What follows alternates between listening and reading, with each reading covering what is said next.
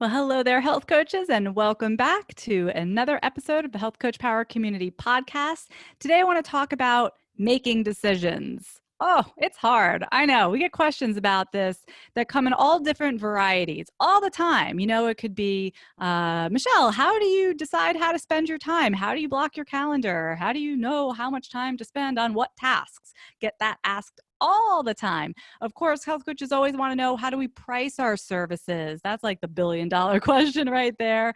What kind of projects should we take on? When is it just shiny object syndrome? What should I write about when I sit down to email my list, or if I'm going to blog? It's like we constantly have to be making decisions when you are a business owner. It's very different than working for someone where they're going to tell you, okay, Michelle, today I want you to sit down and write about XYZ. Right? We actually have to hold the reins and make these types of decisions.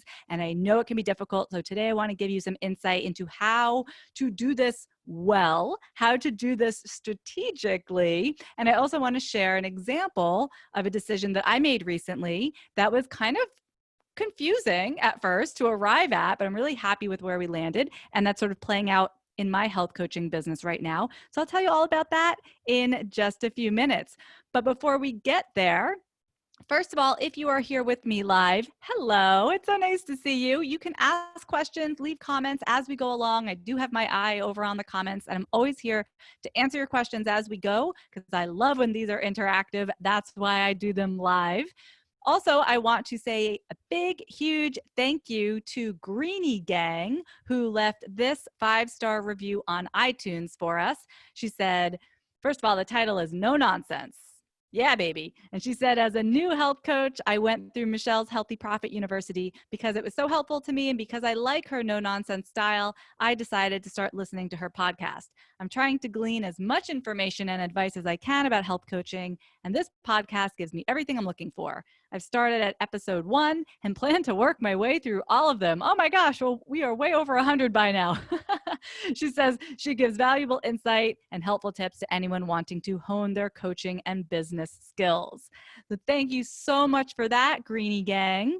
Shelly, I know it's you. See, I know because Shelly's one of our HPU members. Anyway, please send your mailing address to support@healthcoachpower.com because we have a little thank you gift for you.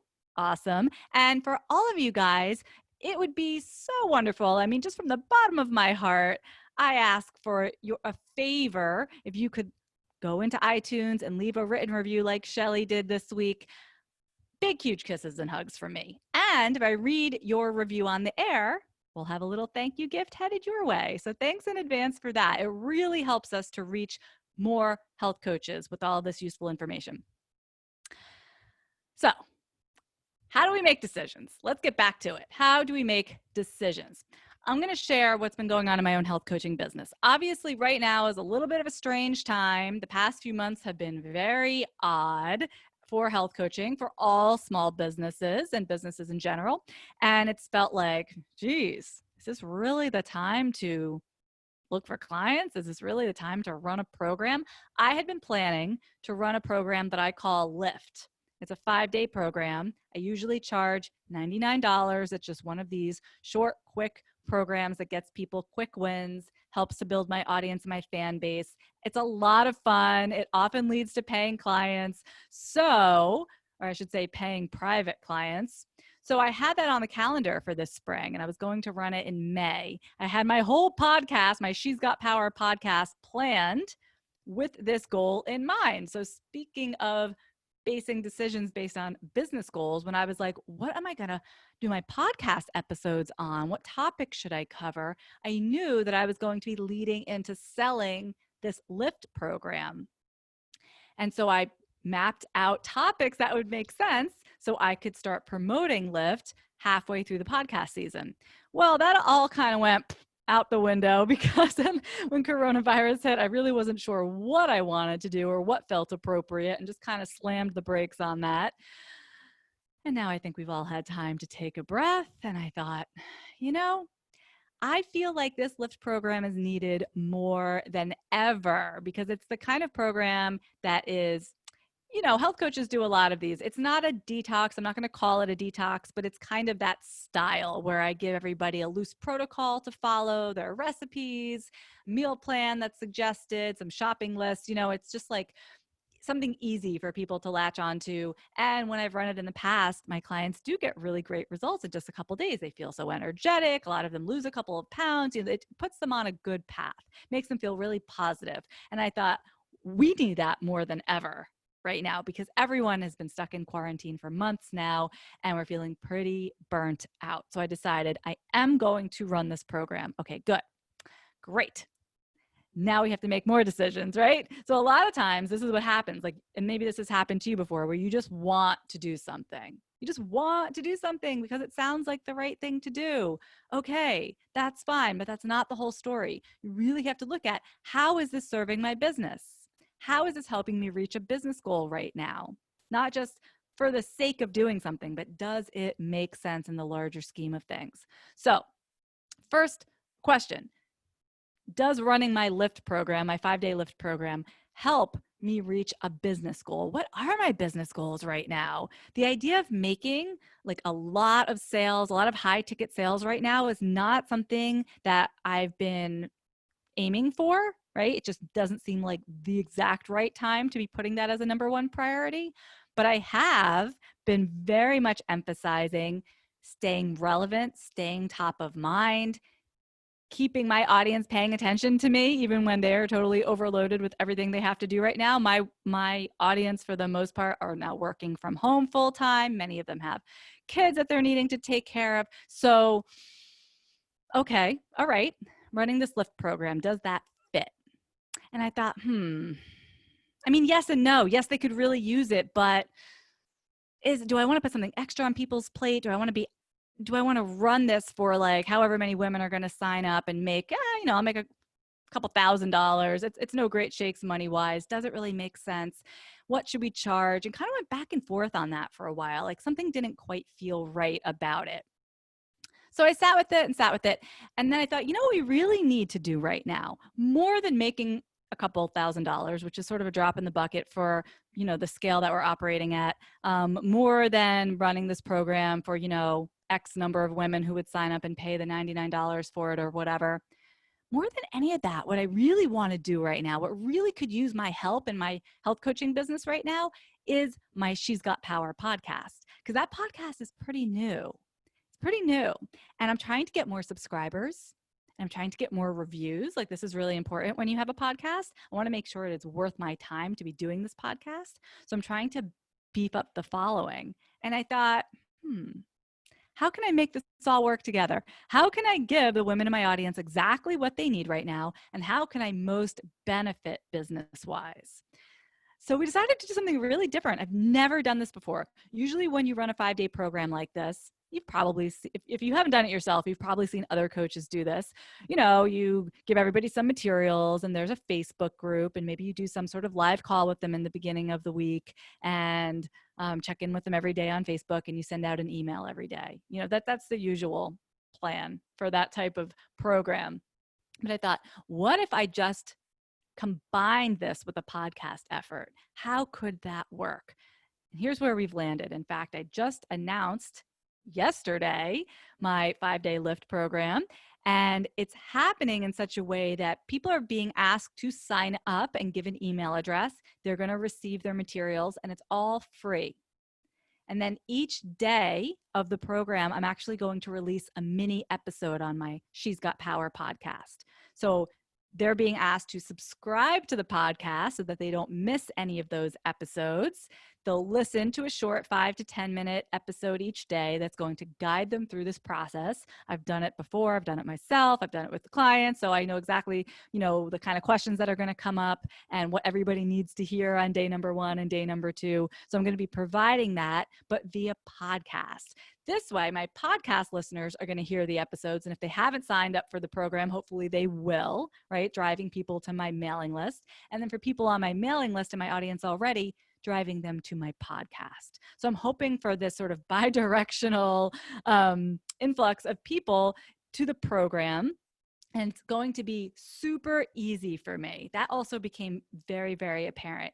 if I run this program right now in the spring, while my 2 little boys do not have school, I need it to be very simple for me. Like, I just simply cannot handle very much more on my plate right now. Is anybody with me on that? Just like raise a hand if you know what I'm talking about. So it has to be easy. It has to feed people into my podcast. And I want to get reviews on the podcast. So that's the next piece of it. We're releasing all the materials for free. I'm going to walk everybody through the process day by day via the podcast, hopefully increasing subscriptions that way. And in each of those episodes, since I'm not asking for any money for this, which is usually a paid program, the ask instead is going to be, please leave a review. In fact, I'm planning to also offer an incentive for anyone who leaves a review. They'll be entered into a giveaway, and I've secured a giveaway prize from one of my favorite brands. So it's going to serve on several different levels. None of them have to do with directly making money. I mean, surely in the long run, these are people who become big fans. They refer their friends and their family. They may become a client in the future, a future time. But I guess what I want to stress to you is understanding what your business needs right now in this moment can help you, first of all, get creative. And second of all, do things that truly meet those needs, as opposed to just doing what you think you should or what you kind of feel like doing. And when you act in a more strategic way, obviously you're going to move your business forward a little more quickly. So I want to give you a couple examples. And if you're struggling with any decisions that you need to make right now as to should you do this or should you do that, go ahead and tell me in the comments and I'd be happy to sort that out with you. But think to yourself, something like, how do I decide how to spend my time? I'm having that issue now. Like I said, very limited time these days. My calendar is usually booked boom, boom, boom, boom, boom, all day long, all week long when my kids are out of the house. I've had to book my calendar at like half capacity just to be able to get through the day. So we're really limited on time. So how do we spend our time? I would encourage you to look at how you're spending your time.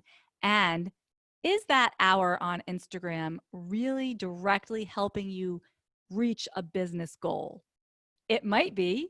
If your business goal right now is to grow your Instagram following, which is perfectly legit, right? But maybe that's not your priority right now, in which case, why are you spending an hour on it when you could be spending that time doing something else that is more important? So it's very much about deciding, what does my business need right now? Your calendar or I time block my days. I don't know what you guys do, but the way you spend your time during the day, almost like when I worked in advertising, if you guys have ever had to do timesheets, if you work in corporate, you have to do timesheets, right? You have to track how many minutes or how many hours did I spend on each of these tasks.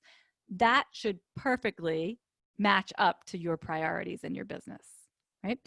So how do you spend your time? What is my business goal? That's the answer every time. And sometimes there's things that you want to do or you feel like doing, but it's not really getting you anywhere. And those are the things that you need to cut. And that's part of running your business and not just being an employee of your business.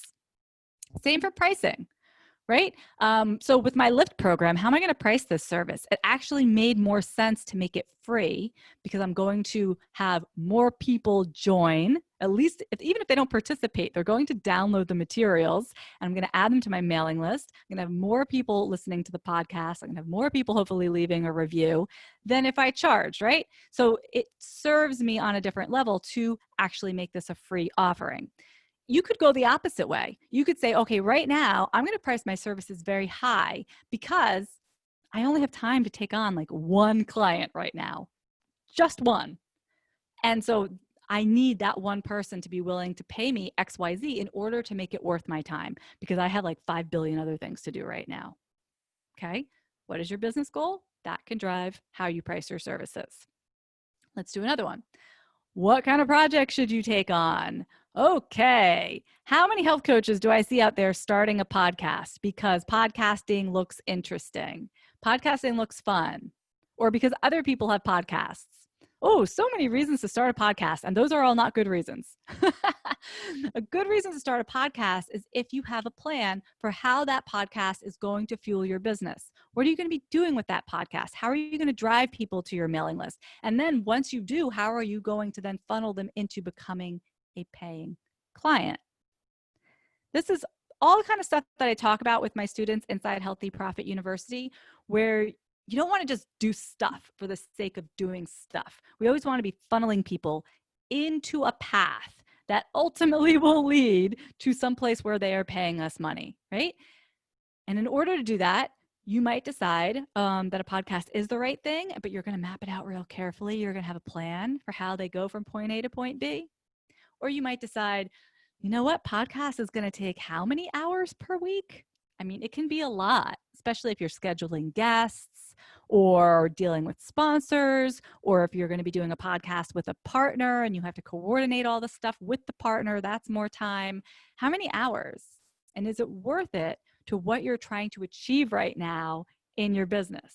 And then it's like weighing the pros and cons of this versus maybe you take on a very different kind of project. Maybe now is the time for you to put together an online workshop series and start finding venues, online venues for you to do your online workshop with, because that could be helping you reach a business goal of increasing your mailing list much more quickly than a podcast would.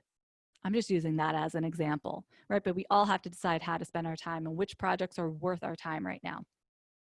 This also comes up heavily with the emails. Oh my goodness, how hard is it when you sit down at a blank screen and you hear my voice in your head, or you hear, the voice in your head that's like, I'm supposed to email my list. I know I'm supposed to email my list.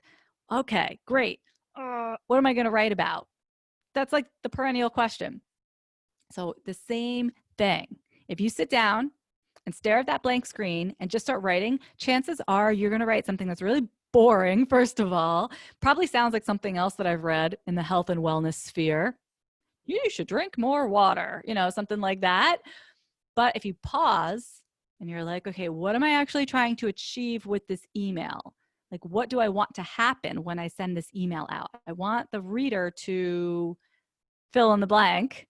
Maybe you want them to click and go to a blog post because you're working on building up your blog readership. Or maybe you want them to click and sign up for a program. Maybe you're running some kind of 5-day program like I am. The email that I sent out this morning, you better believe I was directing people to sign up for my 5-day lift program. So you want to know what that one goal is, and then you can craft an email around it. My email this morning was like 4 sentences. It doesn't have to be long. It doesn't have to be fancy. It doesn't have to be like this work of art, but it does have to drive people to take the action that you want them to take. And I promise this makes writing so much easier if you have a clue of what you want to have happen as a result of what you are writing. Does this make sense? We're not here like for creative writing class. This is marketing, right? So what are you marketing? What do you want to make happen? So good. It's the same way when you sit down to write a blog post, or as I shared earlier, if you are doing a podcast, what are you going to podcast about? It's all about, what am I trying to achieve with this? So I've shared my story today of how the 5-day lift has come about for 2020. Will I do it again for free in the future? I don't know. We'll kind of see how it goes. I could very well see bringing it back and charging, because when I charge for it, I do offer more support, right? I do have a Facebook group. I am interacting with each of the members, answering questions, and fostering a community, that's talking to each other. That's sort of an extra layer that's not happening this time around. But if I bring it back and it's paid maybe next year, I would bring back that level of support as well. So we just have to keep pivoting in our business. Hey, what's happening in the world? What do I need right now? What does my business need? What do I need in order to move forward? And then craft your answer around that.